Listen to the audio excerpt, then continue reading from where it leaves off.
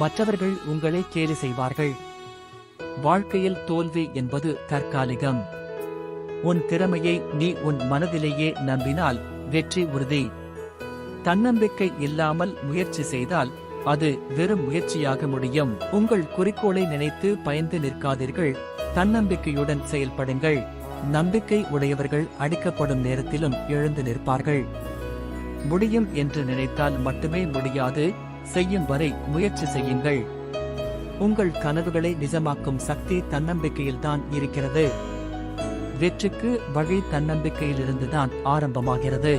உங்கள் கனவுகளை யாரும் நையாண்டி செய்தாலும் தன்னம்பிக்கையுடன் அதை செயலாக்குங்கள். உங்கள் கனவுகளை யாரும் நையாண்டி செய்தாலும் தன்னம்பிக்கையுடன் நடந்தால் வெற்றி நிச்சயம்.